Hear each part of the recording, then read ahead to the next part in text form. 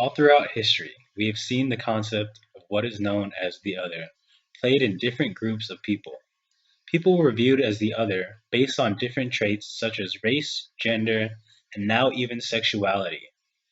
The other is a concept referring to those who appear radically different because their customs or worldview challenge to the point of violating what people may hold to be universal laws.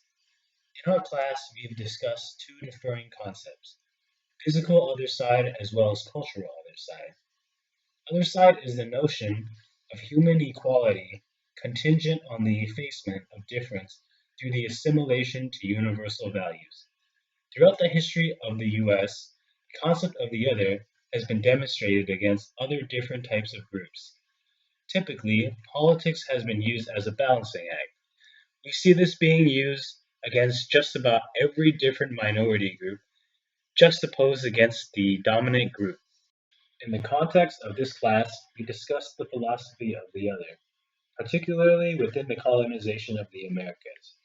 Within the realm of political science, cultural other side can be seen as the destruction of thousands of indigenous cultures, for example, rationalized violence to the other's identity, whereas physical other side is represented in the annihilation of the other, in particular the genocide of the Native Americans, in respect to the concept of manifest destiny. Due to radical differences in physical appearances and cultural practices between Native Americans and European Americans, Native Americans were among the first group to be viewed as the other in colonization of the Americas.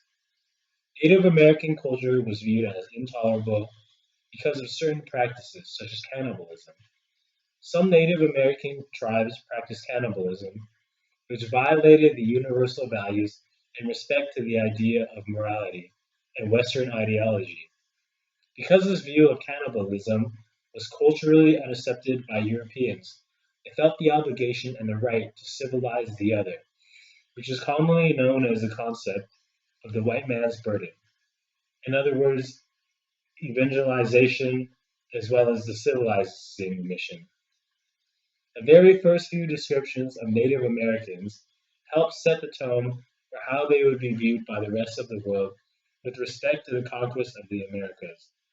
This description was basically one that viewed them as bad, evil, irrational, uncivilized, barbaric, intolerable, and menacing.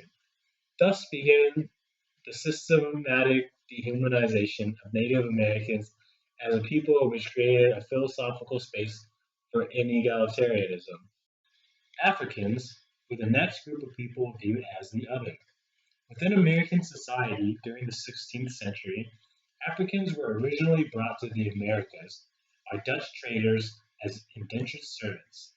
However, because society soon viewed this form of labor as too costly, Africans were systematically enslaved as people, and thus slave status became hereditary from the colonial time period into post-colonial times. This reflects the idea of the master to slave relationship, which is basically the white man dehumanizing Africans and viewing slaves as property. In addition to race, the concept of the other also plays out in gender differences, where women are viewed as inferior to men. For example, menstruation used to be viewed as dirty and evil, so women who were menstruating were removed from society and sent to these period shacks until they were done with menstruation. The concept of otherness can also be reflected in perceptions of sexual minorities. Since homosexuality does not have any reproductive means, it seems to violate the universal law of nature and mankind. As homosexuality is radically different in a society where heterosexuality is the norm, people initially thought that homosexuality is caused by evil spirits. Homosexuality was also thought of as a mental disorder because it went against dominant ideology that there has to be something wrong with gay people for them to be homosexual. Even now, people are still debating whether gay people have the right to marriage. Seeing how people have been viewed as the other based on traits such as race, gender, and sexuality, I would like to explore the concept of otherness further by examining the perception of Asian Americans. Being a member of an ethnic minority in the US, I chose this topic because it is personally relevant to myself. Growing up in a predominantly white neighborhood, I always experienced this concept of the other. For example, even in elementary social science classes, the main message I took from what the history books we were reading at the time was that China, having the biggest population, was a menacing problem to the rest of the world as well as the environment. Looking at it from an alternative perspective, the Chinese are an industrious nation concerned with accommodating to the rest of the world's labor needs for the sake of efficiency. After experiencing this sort of upbringing, I made it a personal mission to discover what may have caused this sort of attitude towards people of my ethnic background. In this video, we will explore the concept of otherness and how Asian Americans are viewed as perpetual foreigners. In the context of the colonization of the Americas, Eurocentric ideals are viewed as dominant and superior. As a result, we typically see various ethnic minority groups having to assimilate to the dominant culture in order to be accepted in American society. According to Gary Okihiro, an Asian American scholar, anti-Asian sentiments have existed throughout history and can be traced back to their writings in the 4th century BCE. Asians were typically depicted as exotic, weird, repulsive, and even inhumane as if they were another species. Due to a vast difference in culture, environment, and physical appearance, early European accounts of Asian were exotic and alienating at the same time. Asians were viewed as inferior, in which Westerners were supposed to dominate them and give Asians a new identity. These deep rooted views against Asians have shaped the Asian American experience before Asians even came to America.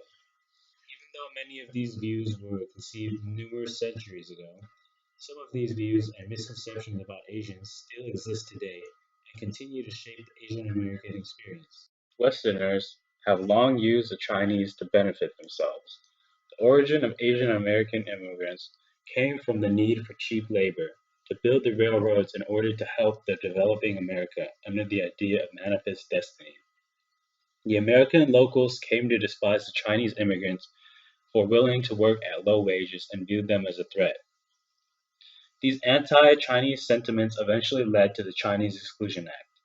The European immigrants were more welcome and were able to assimilate, but the Chinese stood out due to differences in race and culture.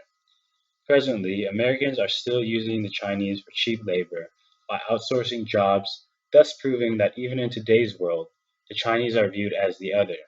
We can even see two differing ethnic minority groups being pinned against each other.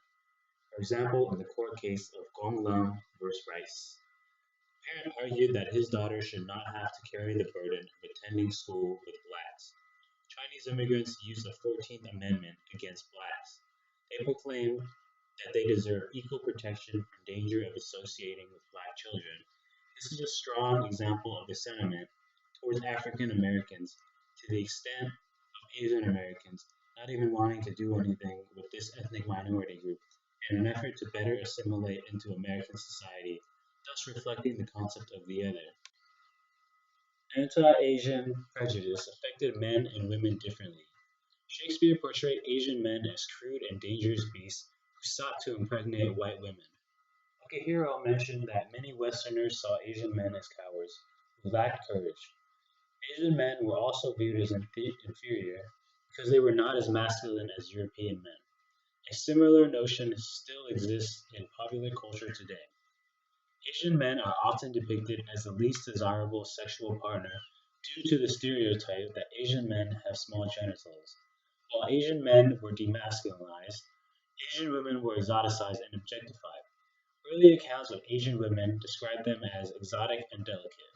An example of this is demonstrated in early accounts of Greek men's easy conquest of Asian women, which regards Asian women as objects that can be purchased rather than as human beings. In the media, Asian Americans usually play the supporting role. These roles are usually very limiting and reinforce the idea of the other. Asian Americans in the media play the roles of a foreigner, villain, or a nerd. Basically, these roles were all kind of weird and have some sort of negative connotation. Through previous anti Asian immigrant policy and portrayals of Asian Americans in the media, we see how the concept of the other plays out in the perception of Asian Americans. Within the context of this class, and as a life lesson, it is important to be tolerant of each other, and also to realize the potential explosiveness of difference in a world in which interaction with the other is an inevitable and fundamental component of our existence. As the world becomes more globalized and technology becomes more advanced, there are more opportunities for us to interact with people that look different and come from a different cultural background. Rather than perpetuate this idea of the other, perhaps we should be accepting of each other's differences and cultures. Just by understanding Asian Americans' grievances from being perceived as the other, this can help us rethink the ways we deal politically with differences. On the contrary, to provide an alternative perspective, I interviewed my friend Robert Crosby on his experiences in Hangzhou and what is the perception of Europeans as the perpetual foreigner. In Hangzhou, the reactions we got as white people were very interesting. A lot of these people had never seen Westerners before, and as curiosity dictates, they needed to memorialize it with photo. Being there on May Day, the entire workforce from the countryside and factories had the day off. They all just walked around Westlake, upon which Hangzhou is built. People kept coming up to us, surrounding us, pointing, holding their kids in our face to take photos. Not in a threatening way, but in an inquisitive way, never having seen white people before. We were on the other side of the world, and we were definitely the other.